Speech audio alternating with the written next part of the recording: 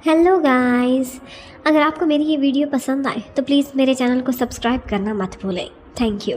तो ये पार्ट इस तरह से स्टार्ट होता है कि अगले ही दिन जब जियोंजी को किंग के लिए हैंगओवर सूप बनाना पड़ता है तो उसे बहुत ही ज़्यादा गुस्सा आया हुआ था और ये गुस्सा वो सारा उन इंग्रेडिएंट्स पर निकाल रही थी जिसे उसे सूप बनाने के लिए क्रश करना था।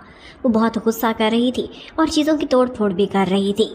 बाकी शेफ़ भी शोर सुनकर उस तरफ आ जाते हैं, लेकिन जब उसकी आंखों में इस तरह से जलती हुई आग देखते हैं तो इधर उधर तितर बितर हो जाते हैं। और तो और उसका मन कर रहा था कि इस इंग्रेडिएंट को ही नहीं बल्कि किंग को ही चीर फाड़ के रख दे। उसकी हिम्मत कैसे हुई बिना इजाज़त के मुझे किस करने की। गिलगम भी हैरान थी, कहती है कि आप सारी रात सो नहीं सकी और अब क्यों इतना गुस्सा कर रही हैं। और वो बस इंग्रेडिएंट पर गुस्सा निकालते हुए कहती है कि मैं इसे चीर फाड़ दूंगी, मैं इसका पाउडर बना दूंगी। लेकिन इनफैक्ट ये सारे शब्द उसके जी हियोन के लिए ही थे। उधर जी हियोन उसके पास जब हैंगओवर सूप आता है तो उसे तो कुछ भी याद नहीं था, लेकिन उसने एक चीज़ फील की थी और वो ये थी कि जियोंजी का रवैया आज बहुत बदला बदला है। वो हमेशा की तरह मुस्कुरा नहीं रही बल्कि सर्व करते हुए उसे सार्केस्टिक जुमले बोले जा रही थी। वो हैरान होता है और फिर उससे पूछता है कि क्या कुछ हुआ है क्या। और फिर जैसे ही वो गुस्से में कोई जवाब देती है तो बाकी सारे लोगों को बाहर भेज देता है। उससे कहता है कि कल रात मैंने बहुत ज़्यादा ड्रिंक कर लिया था, मुझे कुछ याद नहीं आ रहा। अब वो भी ये बताते हुए तो शर्मा रही थी, इशारा करके उसे समझाने की कोशिश करती है लेकिन उसे कुछ समझ नहीं आती। तो फिर उससे कहने लगती है कि मैं एक बात आपसे क्लियर कर दूँ, बेशक आप बहुत स्ट्रांग हैं, बहुत पावरफुल हैं, किंग हैं, लेकिन मेरी जो पसंद है आप उस टाइप के नहीं हैं। अपने माइंड को क्लियर रखें। वो आगे से हंसता है और कहने लगता है मैंने तुम्हें देखो चीफ रॉयल कुक रखा है, इसका मतलब है कि तुम्हें मैं एक वुमन की नज़र से देखता ही नहीं हूँ, इसलिए बातें क्लियर हुई, अब तुम यहाँ से जा सकती हो। और फिर उसके जाने के बाद वो यूनच से पूछता है कि इतना अजीब बिहेव क्यों कर रही थी, क्या कल कुछ हुआ था। और फिर यूनच भी शर्माते शर्माते कहता है कि महाराज आपने अपने लिप्स से उसके लिप्स को छुआ था।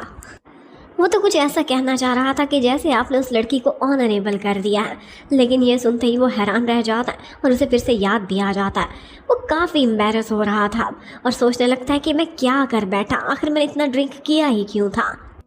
अब उसे बुरा फील हो रहा होता है जियोंजी के लिए। वो समझ गया था कि उसका मूड क्यों ख़राब है, तो सोचने लगता है कि क्यों ना मैं उसे काम डाउन करने की कोशिश करूं, उसका गुस्सा भगाने की कोशिश करूं। लेकिन फिर सोचता है कि इन छोटी छोटी चीज़ों की मुझे क्यों परवाह हो रही है, मैं किंग हूँ इस नेशन का। लेकिन ये सब तो झूठे बहाने थे खुद को काम डाउन करने के, वरना वो परेशान तो बहुत हो चुका था। जबकि उधर जियोंजी को लगता था कि ये ब्लैक आउट होने का नाटक कर रहा है। इतने में उसके सामने गोंग गिला जाता है।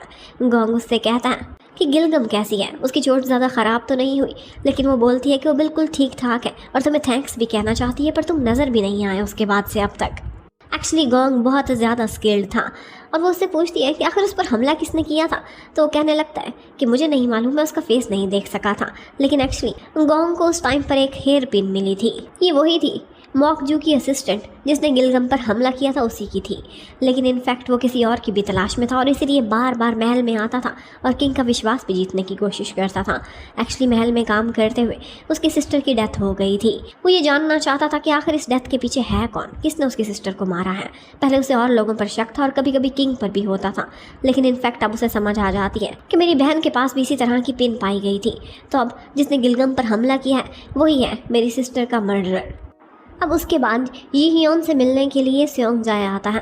पहले तो वो कुछ पॉलिटिकल और दूसरे इश्यूज़ पर डिस्कशन करते हैं और इन दी एंड जब उनकी मीटिंग ओवर होती है तो वहाँ से जाते जाते स्योंग या उसका फ्रेंड भी तो था, उससे एक दफ़ा इनफॉर्मल होकर पूछ ही लेता है कि कल महाराज और चीफ रॉयल कुक के बीच क्या कुछ हुआ था। अब ये सुनते ही जी हियोन के तो कान खड़े हो जाते हैं कि बात कहाँ कहाँ तक पहुँच गई है। वो पूछता है क्या हुआ था और वो भी शर्माता है, इशारा करके उसे बताता है कि क्या हुआ था। और फिर उसके बाद उससे मशवरा करता है, कहता है मैं काफ़ी एम्बैरस हूँ, मुझे ऐसा करना नहीं चाहिए था, वो तो सिर्फ और सिर्फ मेरी कुक है और अपनी ड्यूटी कर रही थी, पता नहीं ड्रंक होकर मैं आउट ऑफ कंट्रोल क्यों हो गया था। अब मैं किंग हूँ, उससे माफ़ी तो मांग नहीं सकता, मैं उसे कैसे मनाऊँ। तो वो कहता है कि आप एज ए कॉम्पनसेशन उसे कोई गिफ्ट दे दें। वो पूछता है किस तरह का गिफ्ट, क्या कोई रिंग ला कर दे दूँ। लेकिन वो बोलता है नहीं नहीं, ये तो इनएप्रोप्रिएट हो जाएगा, बहुत आगे की बात बढ़ जाएगी। आप कोई ऐसी चीज़ ला दें जो उसे पसंद हो या फिर कोई ऐसी चीज़ जिसकी उसे ज़रूरत हो। बस इसी तरह से आपकी अपॉलॉजी भी मन ही मन में एक्सेप्ट कर ही लेगी वो कंपनसेशन देखकर।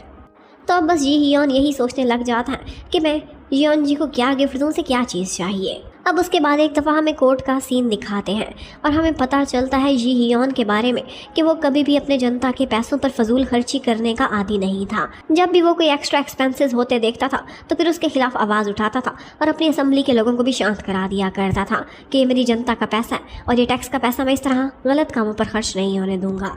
अब इतने में उसका करीबी ऑफिसर जी हियोन के पास आता है और उससे कहता है कि आपके इन्वेस्टिगेटर के बारे में खबर मिल गई है, उसकी जान बच गई थी, हमने उसे ढूंढ लिया लेकिन अभी तक वो होश में नहीं आया।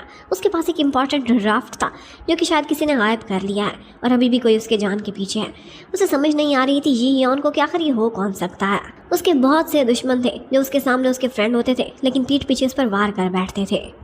जी हियोन अब पूरा दिन कहीं ना कहीं जियोनजी के बारे में ही सोचता रहता है और एक दफ़ा वॉक करते करते वो किचन के बाहर ही पहुंच जाता है, लेकिन फिर सोचता है कि मैं ऐसा सब क्यों कर रहा हूँ और वहीं से ही वापस मुड़ जाता है। अब उसके बाद उसके खाने का टाइम हो रहा था लेकिन वो खाना खाने से इनकार कर देता है। उधर मॉकजू का उस दिन से लेकर अब तक जी हियोन से आमना सामना ही नहीं हुआ था। वो उसे देखना नहीं चाहता था और वो भी थोड़ी शर्मिंदा थी। इसी वजह से वो प्लानिंग करती है कि 2 दिन बाद उसका फिजिकल एग्जामिनेशन होने वाला है। डॉक्टर आएगा तो इसी बहाने मैं भी वहाँ चली जाऊंगी और अब की बार उसके लिए खुद अपने हाथों से कोई खाना भी बना कर लेकर जाऊंगी। उधर किचन में सारे परेशान थे, इवन कि जियोनजी भी परेशान हो जाती है क्योंकि उसे पता चलता है कि आजकल किंग ठीक से खाना नहीं खा रहा और तो और जियोनजी का बना हुआ खाना तो वो बिल्कुल ही एक्सेप्ट करने से इनकार कर दिया करता था। वो कई दफ़ा उसके पास खाना प्रेजेंट करने के लिए गई थी लेकिन हर दफ़ा उसे वापस लौटा दिया जाता था।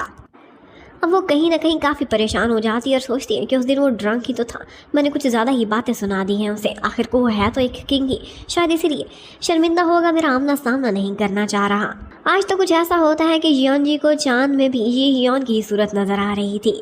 वो परेशान हो जाती है कि मेरे दिल को हो क्या रहा है। दूसरी तरफ जी हियोन की हालत भी कुछ डिफरेंट नहीं थी। वो सोचने लगता है कि मुझे जियोनजी बार बार क्यों याद आ रही है, शायद इस वजह से कि मैं भूखा हूँ। और फिर वो ऑर्डर करता है कि जियोनजी मेरे लिए खाना प्रिपेयर करके लेके आए और फिर फाइनली जियोनजी उसके लिए खाना सर्व करती है। और अब की बार काफ़ी दिनों बाद वो दोनों मिलते हैं और एक दूसरे को स्माइल करके ग्रीट करते हैं। लगता है कि उनके दिल के गिले शिकवे टाइम के साथ साथ मिट चुके थे।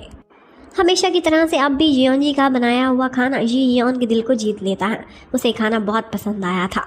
इसके साथ ही हमें एक फ्लैशबैक में दिखाते हैं कि मॉकजू ने एक दफ़ा एक शेफ़ से रब्ता किया था जो कि किचन में हर टाइम पर रहता था और एतबार का आदमी था, लेकिन उसने उसे एक जहर दिया था और बोला था कि जब भी तुम्हें मौका मिले जो खाना जियोनजी बनाएगी किंग के लिए उस खाने में से ऐड कर देना। लेकिन आज का खाना खाने के बाद तो जी हियोन बिल्कुल ठीक ठाक था और वो देखता है कि जब जियोनजी भी वहाँ से जा रही थी तो वो बहुत खुश वापस जा रही होती है। वो उसे देखकर खुश था और जियोनजी उससे मिलने के बाद। और इसके साथ ही ये पार्ट ख़त्म होता है। Thank you for watching and don't forget to subscribe my channel.